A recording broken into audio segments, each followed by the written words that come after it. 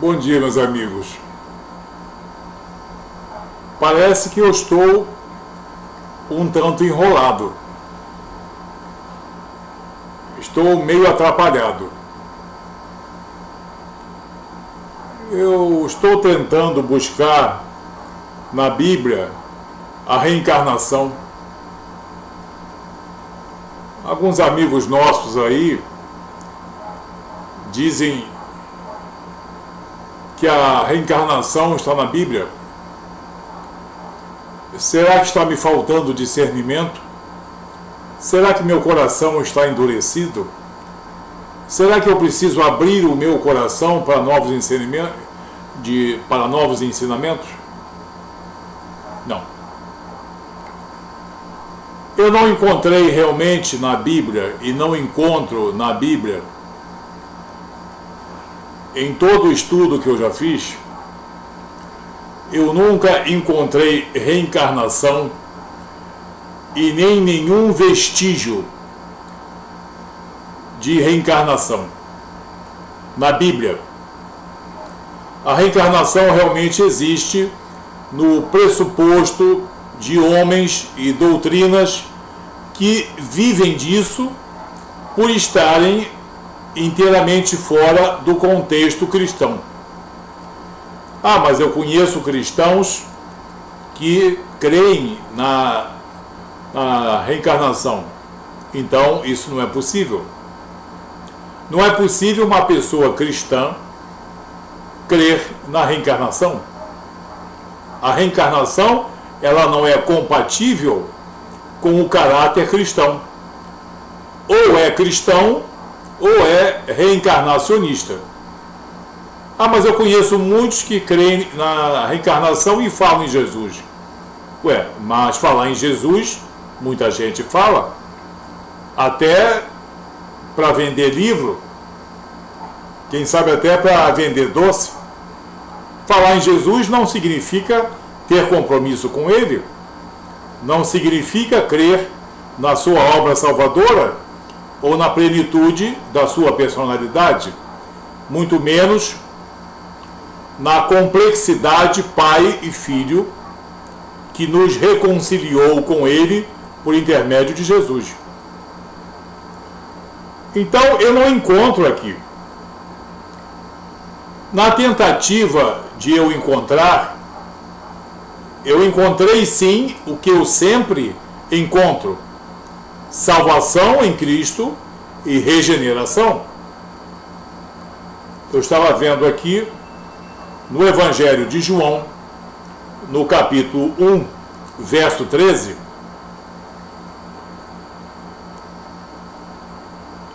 verso 12 e verso 13.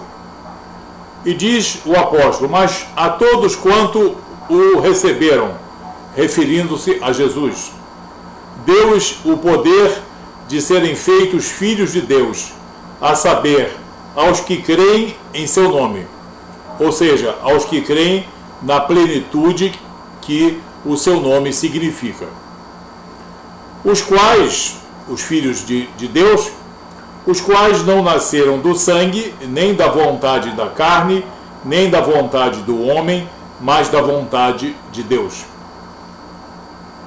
Então existe uma salvação proporcionada por Jesus, que transforma as pessoas em criaturas de Deus e elas passam a ser filhas de Deus quando elas creem profundamente, sinceramente, na plenitude, no significado do nome santo de Jesus e na sua obra de salvação. E diz aqui que esses não nasceram nem pela vontade do sangue ou dos sangues, nem da vontade da carne, nem da vontade do homem, mas da vontade de Deus. Ou seja, não nasceram do sangue, quer dizer, do sangue dos sacrifícios, do sangue aspergido nos umbrais da porta dos egípcios, nenhum desses sangues, nem da vontade da carne, ou seja, não pela vontade do homem em ter uma prole numerosa e dizer com isso que é filho de Abraão mais do que outros, porque ele tem muitos filhos e muitos netos. Isso dentro da cultura judaica cabe muito bem, porque João escreveu esse evangelho para os judeus helenizados. Nem da vontade do homem. Nem da vontade do homem.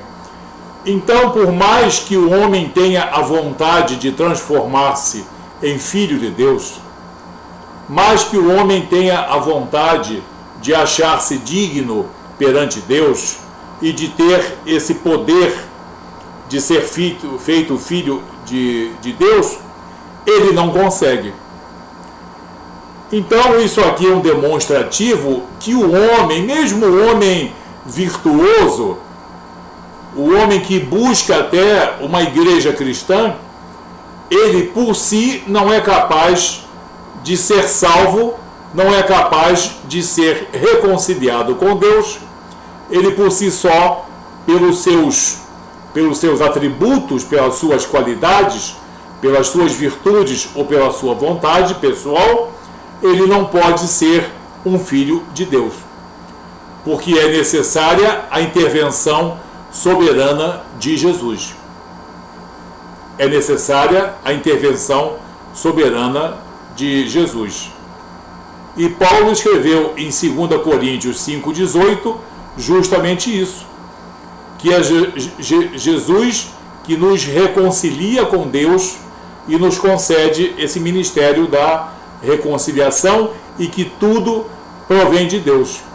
Então, eu estou achando aqui um texto da salvação em Jesus e que, em segunda intenção, é contra o processo, o pressuposto da reencarnação, que supõe um aprimoramento progressivo do homem por méritos pessoais, no campo moral e no campo espiritual, até que ele atinja um nível aceitável perante Deus, que ele vá um dia ser como Deus.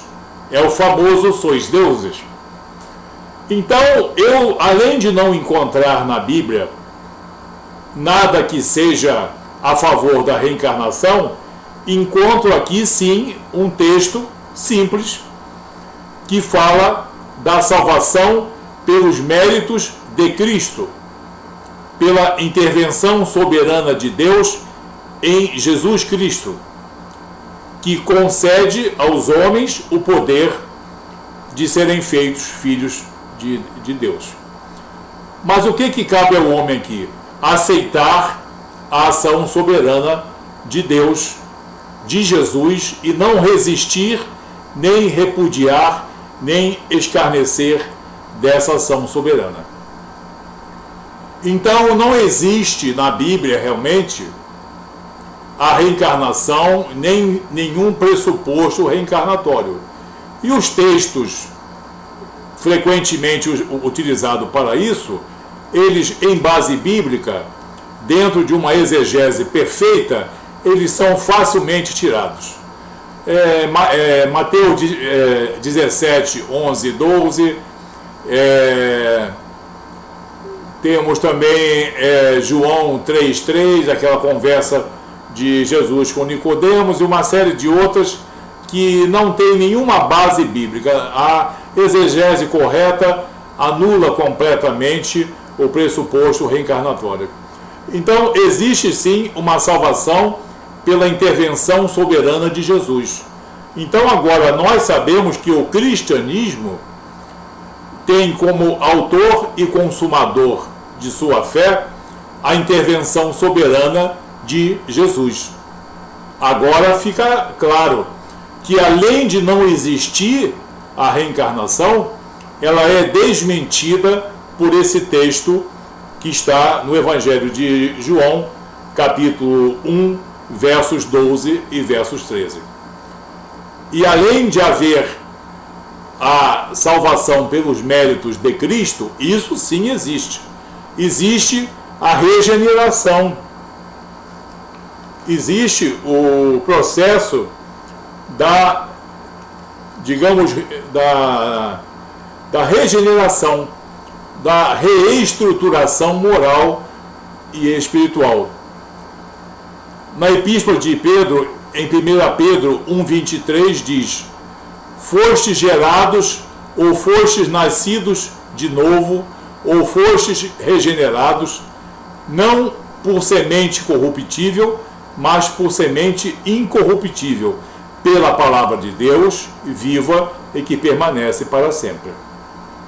Então, regeneração existe. E juntando as duas coisas, nós temos aqui também o que Paulo escreve em Colossenses, no capítulo 2, verso 12 e 13. Tendo sido sepultados juntamente com ele, Cristo, no batismo, no qual igualmente fostes ressuscitados mediante a fé no poder de Deus, que o ressuscitou dentre os mortos. E a vós outros, que estáveis mortos nas vossas transgressões e pela incircuncisão da vossa carne. Circuncisão aí significa compromisso. É, no caso, a circuncisão do coração. Vos deu vida juntamente com ele, perdoando todos os nossos delitos. Então a fé em Jesus Cristo é um verdadeiro sepultamento da velha criatura e o renascer de uma nova criatura. E há o perdão de todos os nossos delitos. Então, se há perdão de todos os nossos delitos, a verdadeira fé na salvação em Jesus Cristo nos tira qualquer ônus de um pressuposto débito de vidas múltiplas, de um pressuposto reencarnatório. Porque onde há perdão dos pecados, não existe mais oferta pelo pecado, porque não existe mais. Então você vê que o que nós encontramos aqui é salvação, regeneração e um nascer de novo.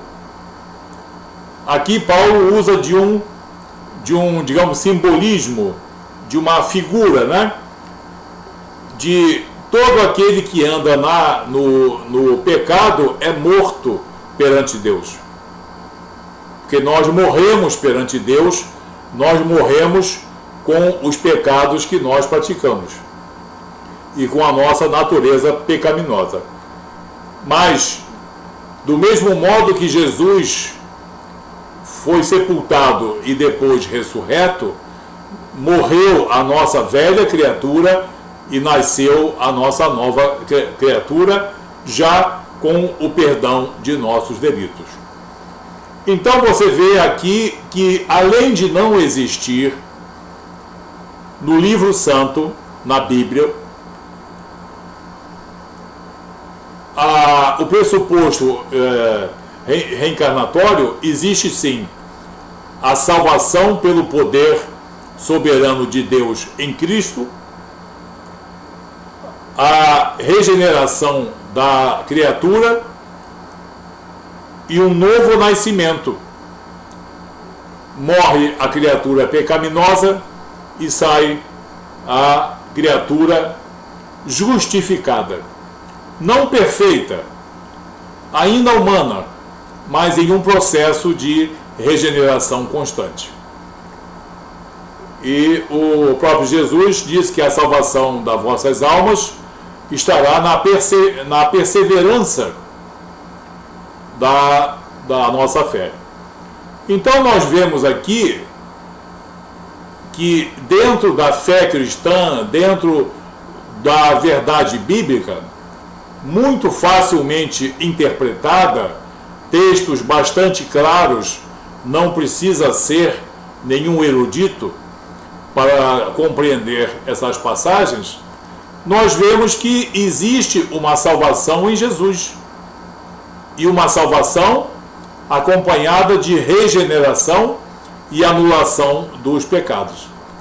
Então, o pressuposto reencarnatório nunca vai entrar na fé cristã.